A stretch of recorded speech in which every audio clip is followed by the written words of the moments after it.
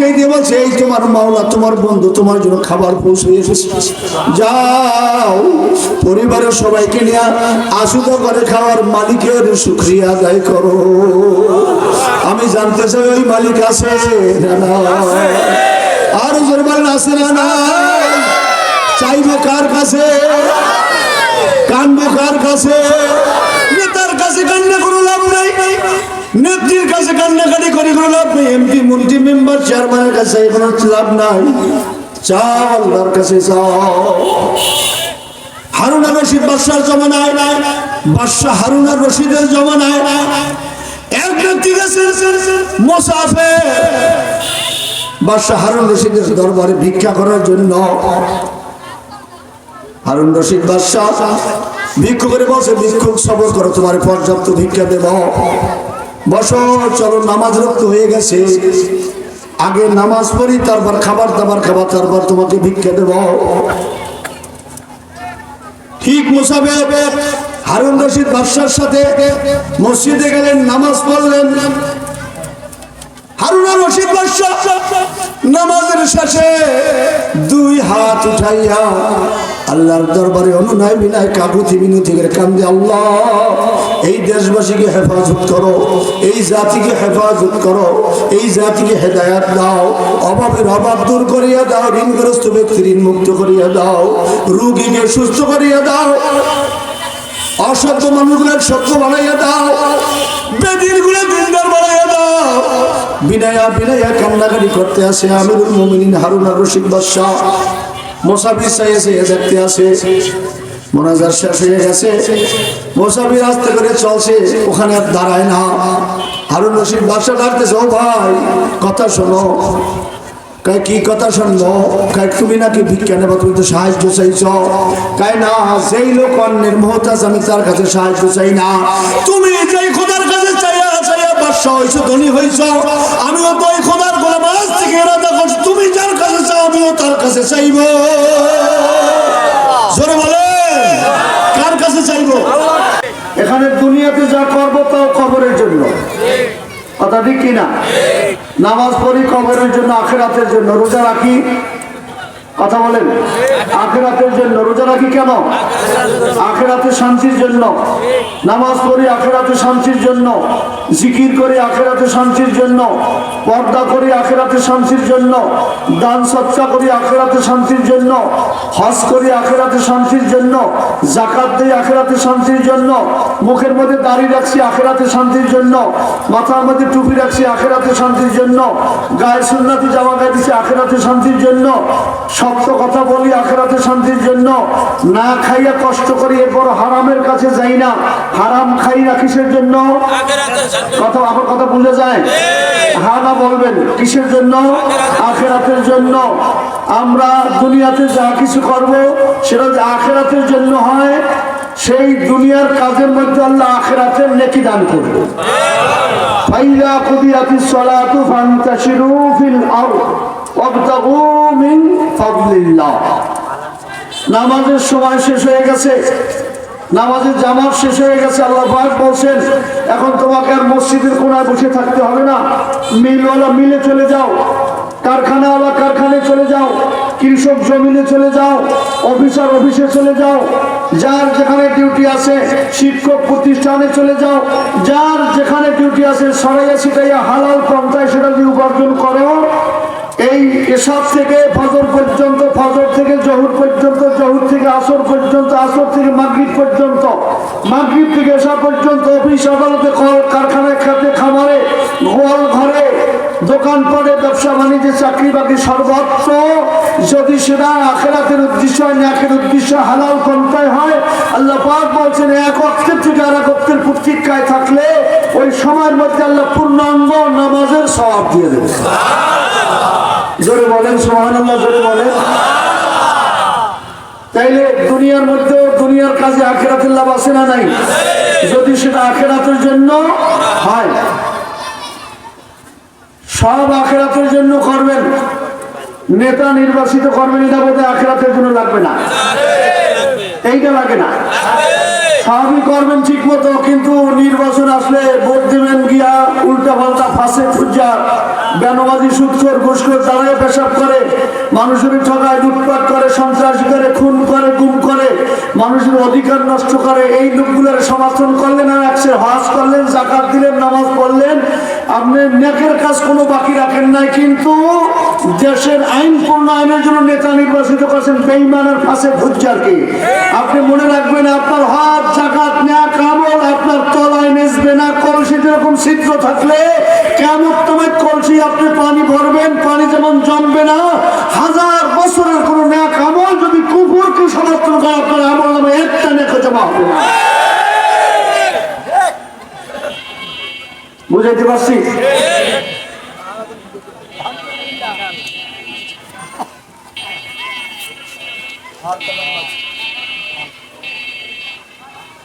ভালো করে বুঝুন, অতীতের সকল ভুলের জন্য আল্লাহর কাছে তওবা করি আমরা। অতীতে যা করছি সব করছি ভুল। এই দাওয়াত পাওয়ার পরে, সত্য কথা শোনার পরে, সত্যের দাওয়াত পাওয়ার পরেও যদি ভুল করি, তাহলে মনে করতে কথা হচ্ছে আমরা নিজ দিয়া উড়িয়া কয়লা হয়ে গেছি।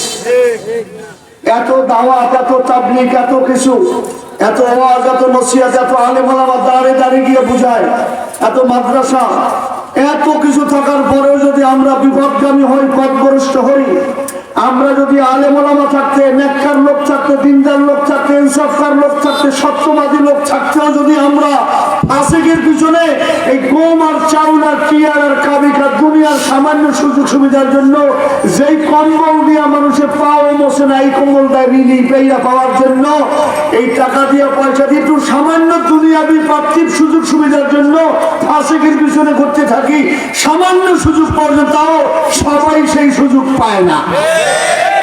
অধিকাংশ নেতা লোকেরাই কি এই সুযোগ, কিছু সামথিং কিছু মানুষ এই সুযোগটা পায়, বাকি অনেকেই পায় না। এরপরে বছরের পর বছর, বছরের পর বছর, যুগের পর যুগ না খাইয়া, না পাইয়া, স্বাদ উপভোগ না করিয়া, ভালো গাড়িতে না চড়তে পারিয়া, ভালো বাড়িতে না থাকতে পারিয়া, ভালো খাবার না খাইয়া, ভালো পোশাক না পরিয়া, আমার ভোট পাইয়া, আমার সমর্থন পাইয়া, আমার সমর্থন নির্বাচিত হইয়া দামি দামি গাড়িতে করে, দামি দামি বাড়িতে থাকে, দামি দামি হেলিকপ্টারে করে, বিমানে করে, দেশে বিদেশে সফর করে, আমার রায় পাইয়া, আমার সমর্থন পাইয়াছে জনসাধারণ, গরিব দুঃখী, কৃষক, শ্রমিক, মেহনতি মানুষের অধিকারকে হরণ করে, লুটপাট করে। অনেক খবর আমরা জানিও না, এমন এমন কিছু আছে সম্পদ এই পরিষদে, এই উপজেলা পরিষদে, এমপির কাছে, চেয়ারম্যান মেম্বারের কাছে, মন্ত্রীর কাছে, তো আরো কত কিছু আমরা জানি না, প্রজারা জানি না। রাজার কাছে কি আছে, রাজার কাছে কি গুপ্ত ধন আছে, এরা সাধারণ অনেকে জীবনেও জানে নাই, জানার সম্ভাবনাও নাই, এগুলো ওরা জানে। এই জন্যই তো টাকা খুঁয়া, কোটি কোটি টাকা ব্যয় করিয়া, মানুষ খুন করিয়া, ভোট ডাকাতি করিয়া, গুম করিয়া, লুটপাট করিয়াও ওখানে বসতে চায়, কারণ মজা আছে, আছে না নাই? কিন্তু এই মজা কয়দিন, জোরে বলেন, এই সাত কয়দিন, অল্প কয়েকদিনের জন্য, সামান্য পার্থিব কয়েকদিন হায়াতের জন্য, অল্প কিছুদিনের জন্য এই সাত, অল্প কিছুদিনের জন্য মেম্বারি, অল্প কিছুদিনের জন্য চেয়ারম্যানি, অল্প কিছুদিনের জন্য এমপি মন্ত্রীগিরি। ধরেন একটা মানুষ 50, 60, 70, 80 বছর হায়াত পাইছে, 80 বছর পর্যন্ত সে এমপি ছিল, 80 বছর পর্যন্ত মন্ত্রিত্ব ছিল, 80 বছর পর্যন্ত ক্ষমতা ছিল, এরপরেও তো মরা লাগবে, জোরে লাগবে কি লাগবে না? কিন্তু 80 বছর হায়াতের মধ্যে 15-16 বছর কাছে বালক অবস্থায়, নাবুজ অবস্থায়, 25-30 বছর কাছে লেখাপড়া অবস্থায়, এরপরে নেতৃত্বে আসছি, নির্বাচনে আসছি, নেতাগিরি করতে আসি, দলের মধ্যে ঢুকছি, এমপি হইতে হইতে 40 বছর বয়স, চেয়ারম্যান হইতে হইতে 40 বছর বয়স আছে, 80 বছর, 40 বছর কাছে এখানে, বাকি আছে 40 বছর। এই 40 বছরের মধ্যে কয়েকবার নির্বাচন করিয়া মেম্বার হইতে পারি না, চেয়ারম্যান হইতে পারি নাই, আবার মাঝে মাঝে বাদ পড়ে, আবার মাঝে মাঝে ক্ষমতা থাকলেও দেশ ছাড়িয়া যাওয়া লাগে, ক্ষমতাও বাঁচাইতে পারে না। টাকায়ও বাঁচাইতে পারে না, দলেও বাঁচাইতে পারে না। আল্লাহ যদি মার দেয়, আল্লাহ যদি চুবানি দেয়, শুকনার উপরেও চুবায়। আল্লাহ যদি চুবায়, পানির না থাকলে শুকনার উপরেও চুবায়। চুবায় কি চুবায় না? পারে কি পারে না? শুকনা জমিনে চুবাইয়া মারতে পারে কে? খাওয়াইয়া মারতে পারে কে? না খাওয়াইয়া মারতে পারে কে? আবার মৃত্যু ব্যক্তির জিন্দা করতে পারে কে? কয়েকদিনে রাজ সিংহাসনে বসাইতে পারে কে? সিংহাসন কয়েকখানে ঢুকাইতে পারে কে? গরিবের ধনী বানায় কে? ধনীরে গরিব বানায় কে? ইজ্জত ওয়ালারে বেইজ্জতি করে কে? বেইজ্জতি লোকটার ইজ্জতের সিংহাসনে বসায় কে? সব ক্ষমতার মালিক আমার আল্লাহ, সব কিছুর মালিক আমার আল্লাহ। আল্লাযী খালাকাল মাউতা ওয়াল হায়াতা লিয়াবলুয়াকুম আইয়ুকুম আহসানু আমালা। সূরা মুলকের মধ্যে আল্লাহ শুরুতে বলেন তাবারাকাল্লাযী বিয়াদিহিল মুলক ওয়া হুয়া আলা কুল্লি শাইইন কাদির। সব ক্ষমতার মালিকের বরকতময় আল্লাহর হাতে। সব ক্ষমতা কার হাতে? সব শক্তি কার হাতে? সমস্ত রিজিক কার হাতে? সমস্ত ইজ্জত কার হাতে? ওয়ালিল্লাহিল ইজ্জাতু ওয়া লিরাসূলিহি ওয়া লিল মুমিনিনা ওয়ালাকিন্নাল মুনাফিকিনা লা ইয়ালামুন। ইজ্জতের মালিক সর্বপ্রথম আল্লাহ, ইজ্জত বন্টন করে আল্লাহ। এরপর ইজ্জতের মালিক নবী রাসূলেরা, এরপর ইজ্জতের মালিক মুমিন মুমিনাতেরা। কিন্তু মুনাফিকেরা বোঝে না। জেলখানে মায়ের খায়, বুটের লাথি খায়, পুলিশের পিটানি খায়, কত অত্যাচারের পর আবার ক্ষমতায় যেতে আবার এসে নির্বাচনে দাঁড়াইতে চায় কি চায় না? কতবার অপদস্থ হয়েছে, কতবার জেল খাটছে। যেই পুলিশে সেলুট দিয়েছে, যেই পুলিশে এইভাবে হাত জাগাইছে, সেলুট দিয়ে সম্মান করছে, বুটের বাড়িতে ঠাস ঠাস আওয়াজ হয়েছে, এই পুলিশই আবার আসামি বানাইয়া, হ্যান্ডকাপ লাগাইয়া, ডান্ডা বেরি লাগাইয়া টানতে টানতে জেলখানায় নিয়ে যায় কি যায় না? আবার যখন সারা পায় আবার আইয়া নির্বাচন করে, আবার এমপি, আবার পুলিশে সেলুট দেয়, আবার লাথি দেয়, আবার সেলুট দেয়, আবার লাথি দেয়। এটা আসলে কোনো সম্মান না। আসল সম্মান ওই ব্যক্তি যে ব্যক্তি দৈনন্দিন জীবনে কমপক্ষে 5 বার আল্লাহর কুদরতি কদমে সেজদা দিতে পারছে, ওই ব্যক্তি সম্মানিত। যে ব্যক্তি সকাল সন্ধ্যা আল্লাহকে জিকির করে আল্লাহকে ডাকতে পারছে, আল্লাহ আল্লাহ আল্লাহ আল্লাহ, সুবহানাল্লাহ, আলহামদুলিল্লাহ, আল্লাহু আকবার, লা ইলাহা ইল্লাল্লাহ, আল্লাহ বাদে কেহ মাবুদ নাই। সব ক্ষমতার মালিক কে? বাবা, তো রিজিকের জন্য পাগল হয়ে তো কোনো লাভ নাই।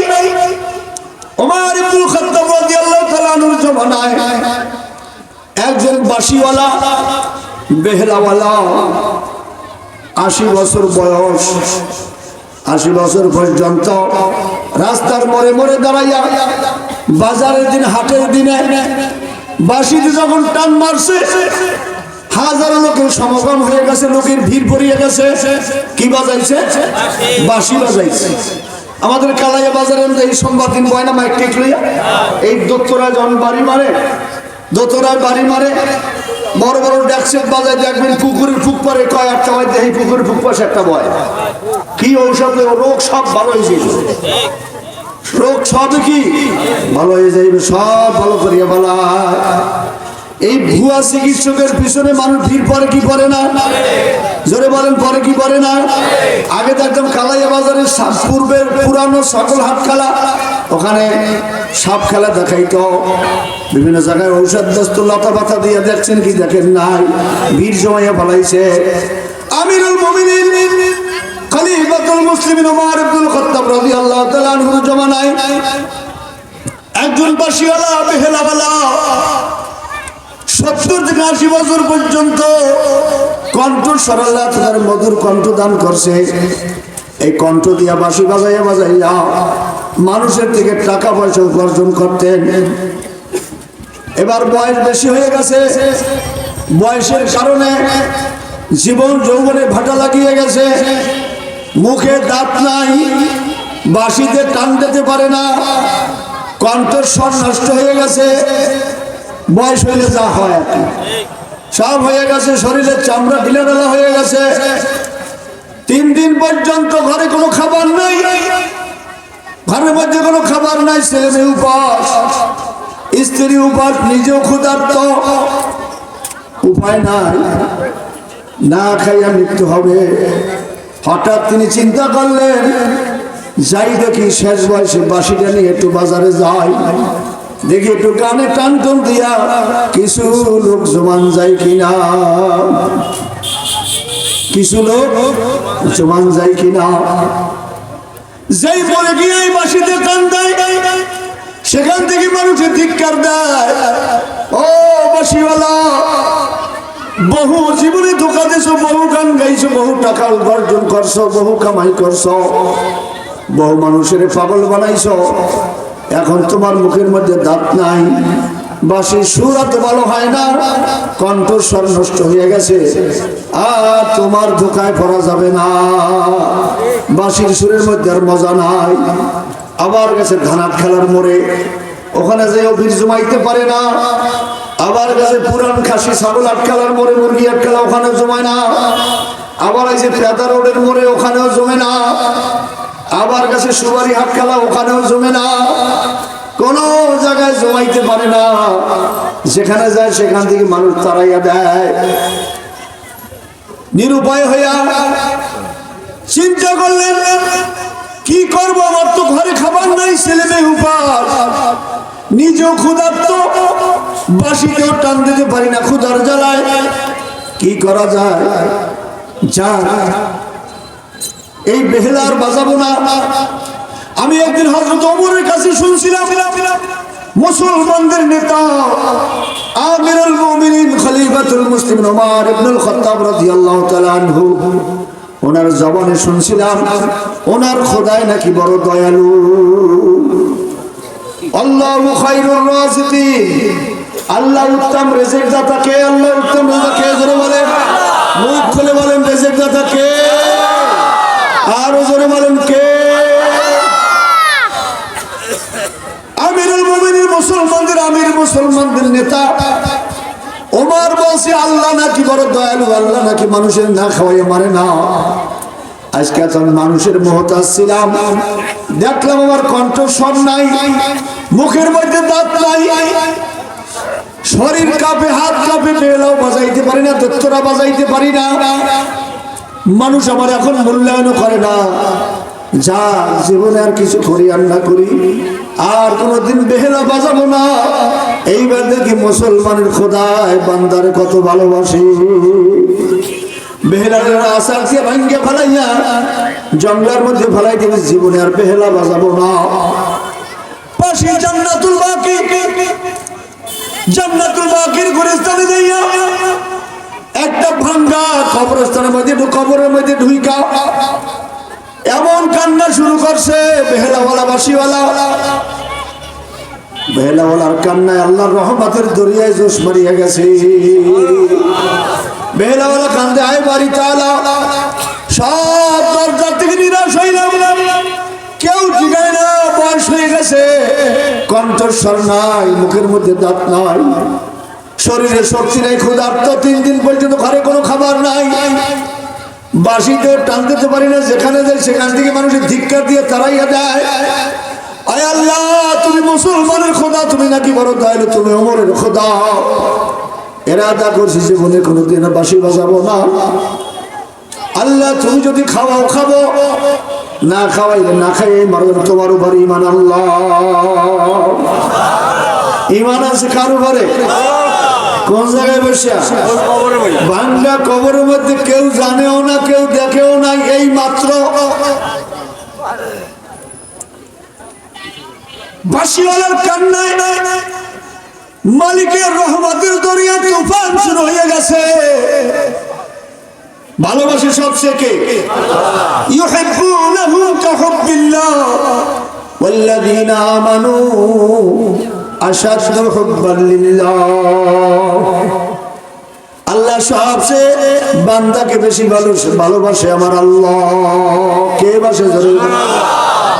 ইমানদাররা ভালোবাসে কাকে? আল্লাহ ভালোবাসে গোলামকে, গোলাম ভালোবাসে আল্লাহকে। ইমানদার বান্দা সবচেয়ে ভালোবাসে আল্লাহকে। আল্লাহর ভালোবাসার কোনো তুলনা হয় না রে বাবা। কেউ না দেখলেও আল্লাহ দেখে, কেউ না খাওয়াইলেও আল্লাহ খাওয়ায়। কাফের খাওয়ায় না? খাওয়ায় না। সূর্য কার? এই সূর্যের আলো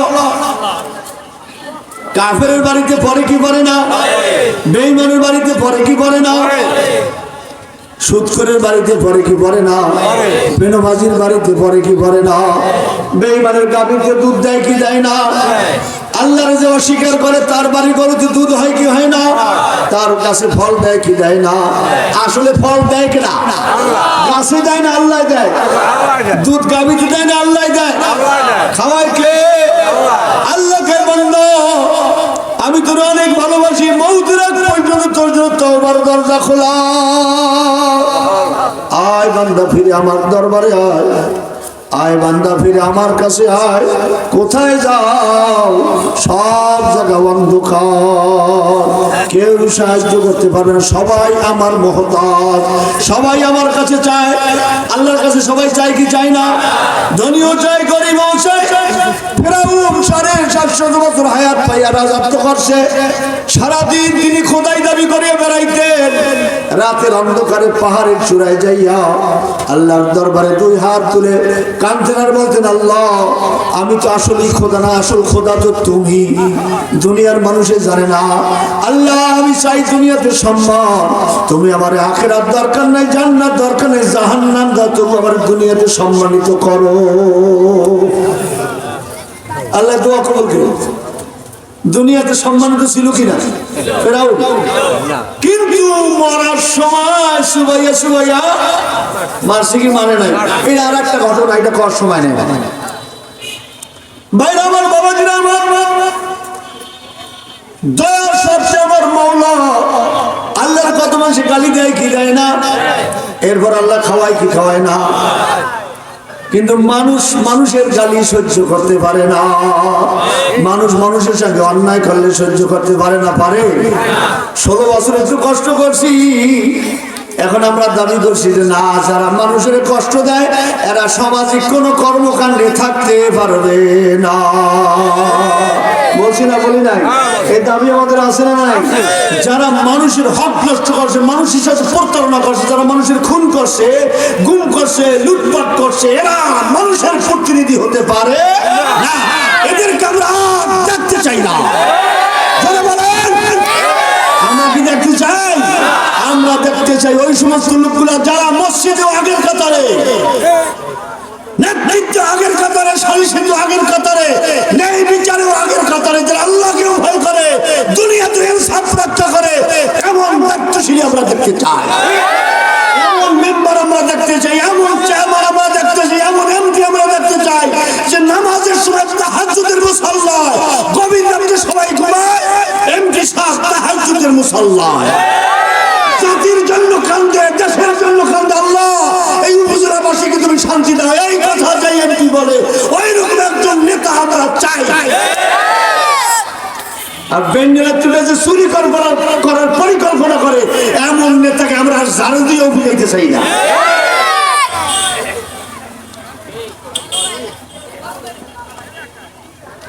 ভালোবাসে কে? খাওয়ায় কে? মারে কে? আসমান কার? জমিন কার? গাছের ফল কার? নদীর মাছ কার? জবান কার? হাত দুইটা কার? এই যে বারবার আল্লাহ আল্লাহ বলছেন, কে বলার শক্তি দিয়েছে বাবা? সব আমার আল্লাহ। শুকরিয়াও করবো আল্লাহর দরবারে, গোলামিও করবো। আল্লাহর কারো গোলামি করবো না, গোলামি করবো একমাত্র কার? জোরে বলেন কার? হুকুম মানবো কার? বেহেলা গলায় এমন কান্না শুরু করছে গুলিস্তানের মধ্যে বা জান্নাতুল বাকের মধ্যে, আল্লাহর রহমতের দরিয়ায় তুফান শুরু হয়ে গেছে। আল্লাহ পাক ডাক দিয়ে বলছেন, ওমা ইলহামের মাধ্যমে। ভাই কথা বলেন না, এই না ভাই ফোনে কথা বলবেন কেন?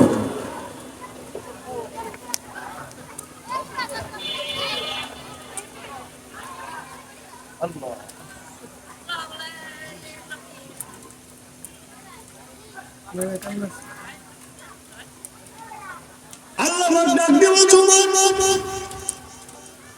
তোমার এই রাজ্যের মধ্যে আমার এক প্রিয় গোলাম, আমার এক বন্ধু, আমার এক দোস্ত। কেটা বলতেছে? আল্লাহ কার দোস্ত? আমার এক বন্ধু, আমার এক মাহবুব, আমার এক আশিক জান্নাতুল বাকির মধ্যে গোরস্থানের মধ্যে কাঁদতে কাঁদতে জারজার হয়ে গেছে, ক্ষুধার্ত, অনাথ, অসহায়। বাইতুল মালের থেকে পর্যাপ্ত পরিমাণে খাবার নিয়ে তার কাছে হাজির হইয়া যাও। আল্লাহ ইলহামের মাধ্যমে জানাইয়া দিয়েছে। ওমর রাদিয়াল্লাহু আনহু চিন্তা করলেন, আল্লাহ আমাকে ইলহামের মাধ্যমে জানাইছে, আওয়াজ দিয়ে জানাই নিশ্চয়ই আল্লাহর কোন প্রিয় বিশেষ বান্দা ছাড়া রাস্তাঘাট বন্ধ করে ভিআইপি রাস্তা দিয়া যেই মেহমান নাই, এটি সাধারণ মানুষ আমার মতো দেশের প্রধান দামি লোকটারে কি করে? সব বন্ধ করে দিয়া মাঝখান থেকে ওনারে নিয়ে যায়। দামি লোকটা যে রাস্তা ক্লিয়ার, কথা ঠিক কিনা? যেই লোকটা ধরে আল্লাহ বলছে খাওয়া হয়ে যাইতে, তার বন্ধু এই লোকটা যেন তেন লোক না। লোকটা কেমন হতো আগেই শুনেছি। জীবনে একবার আল্লাহর সেজদা দেয় নাই, একবার আল্লাহকে আল্লাহ বলে ডাকে নাই। কিছুক্ষণ আগে মুসলিম, তাও কেউ জানে না, গোপনে গোপনে মুসলমান পরিবারের লোক কেউ জানে না। ওমর রাদিয়াল্লাহু তাআলা বেকার হয়ে গেলেন, অস্থির হয়ে গেলেন। কে সেই আশিক আল্লাহ, এত বড় বুজুর্গ, এত বড় আল্লাহর প্রিয় বান্দাকে নিশ্চয়ই আল্লাহর কোন কাছের লোক, নিশ্চয়ই কি প্রধানমন্ত্রী যদি কয় অমুকের দিকে একটু নজর রাখো, ওসিরে ডিসিরে এসপিরে, ওসি আর ডিসপিরে এসপিগুলোকে পায়খানা প্রস্তাব ছুটে যাবে না? লোকটা নিশ্চয়ই খুব দামি। প্রধানমন্ত্রী, খোদ প্রধানমন্ত্রী ফোন করছে, সবাই যেমন অস্থির। খোদ আল্লাহ জানাই দিয়েছে, ওমর জান্নাতুল বাকির মধ্যে আমার এক প্রিয় মানুষ, আমার এক দোস্ত, আমার এক বন্ধু, আমার এক মাহবুব বান্দা অনাথ অসহায় জন্য পর্যাপ্ত পরিমাণে খাবার বাইতুল মাল থেকে পৌঁছাইয়া দাও।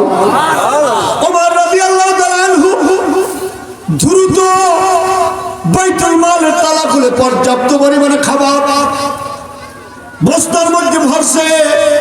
সব ধরনের খাবার বস্তার মধ্যে ভরে নিজের কান্দি নিজে বহন করছে। কুলি টুলির দরকার নাই, কুলি খুঁজবে কোন সময়? আবার এরা তো কুলি চিন্তা করে, নিজেরাই কুলিগিরি করছে।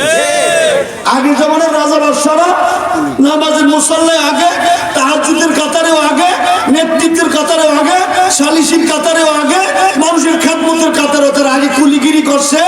মানুষের বাড়ির ময়লা আবর্জনা পরিষ্কার করছে, সেরা তালা তালি দেওয়া জামা গাই দিয়ে বাড়ি বাড়ি ঘুরছে। আমগুমত বাবুগিরি করিয়া পরের টাকা দিয়ে ফুদিয়া ফুদিয়া জামাত আঙ্গুল ফুললে কলা গাছ। এমপি মন্ত্রী মেম্বার চেয়ারম্যান হওয়ার আগে একটা বাড়িও নাই, কোন ভাঙ্গা সুরা পার। মন্ত্রী হওয়ার পরে, এমপি হওয়ার পরে দেশে বিদেশে গাড়ি আর বাড়ি আর নারী আর টাকার অভাব না।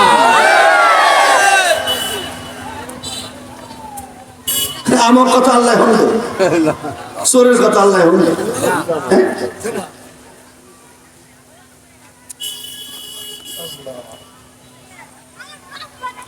ওমর রাদিয়াল্লাহু তাআলা আনহু নিজের কাঁধের মধ্যে বস্তা বহন করিয়া জান্নাতুল বাকির মধ্যে পাগলের মতো ঘুরতেছে। কে সে? আল্লাহর আশিক।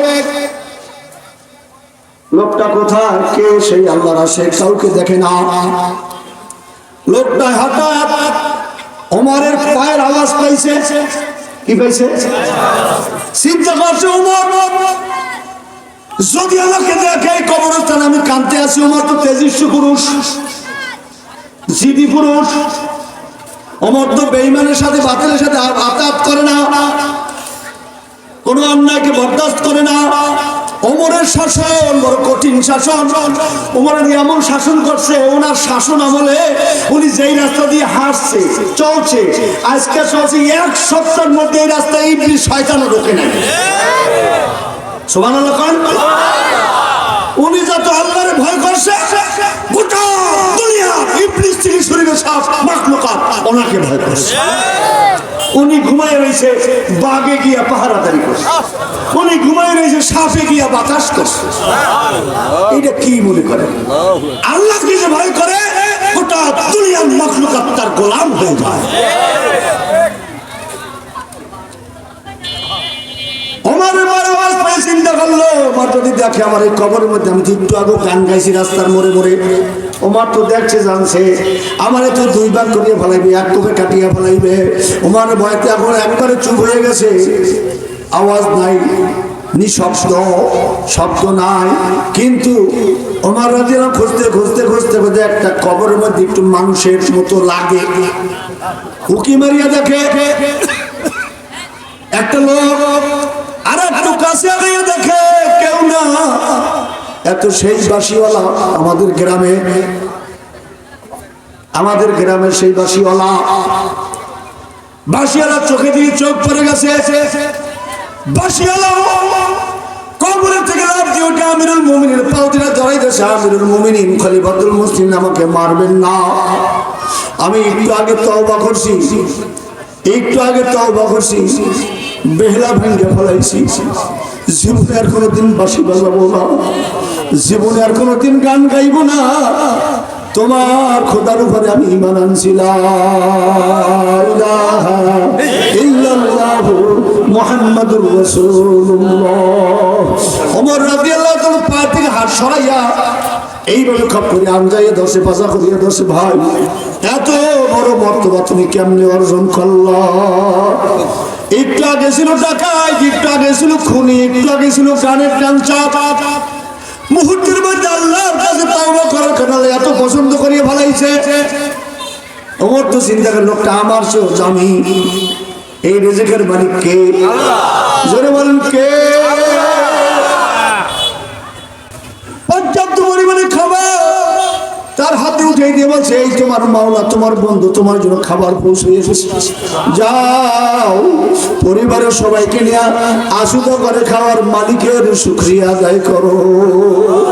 আমি জানতে চাই ওই মালিক আছে না? আর জোরে বলেন আছে না? চাইবো কার কাছে? কানবো কার কাছে? নেতার কাছে কান্না কোনো লাভ নাই, নেত্রীর কাছে কান্নাকাটি করে কোনো লাভ নেই, এমপি মন্ত্রী মেম্বার চেয়ারম্যানের কাছে কোনো লাভ নাই, চাও আল্লাহর কাছে চাও। হারুন আর রশিদ বাদশার জমানায়, বাদশাহ হারুন আর রশিদের জমানায় এক ব্যক্তি গেছে মুসাফির বাদশাহ হারুন রশিদের দরবারে ভিক্ষা করার জন্য। হারুন রশিদ বাদশাহ ভিক্ষু করে বসে, ভিক্ষুক সবর করো, তোমার পর্যাপ্ত ভিক্ষা দেব, বসো, চলো নামাজ রক্ত হয়ে গেছে, আগে নামাজ পড়ি, তারপর খাবার দাবার খাবার, তারপর তোমাকে ভিক্ষা দেব।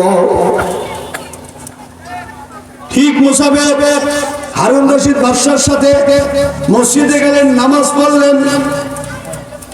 হারুন আর রশিদ বাদশা নামাজের শেষে দুই হাত উঠাইয়া আল্লাহর দরবারে অনুনয় বিনয় কাকুতি মিনতি করে কান্দে, আল্লাহ এই দেশবাসীকে হেফাজত করো, এই জাতিকে হেফাজত করো, এই জাতিকে হেদায়াত দাও, অভাবের অভাব দূর করিয়া দাও, ঋণগ্রস্ত ব্যক্তির ঋণ মুক্ত করিয়া দাও, রোগীকে সুস্থ করিয়া দাও, অসভ্য মানুষগুলোর সভ্য বানাইয়া দাও, বেদিন গুলো দিনদার বানাইয়া দাও।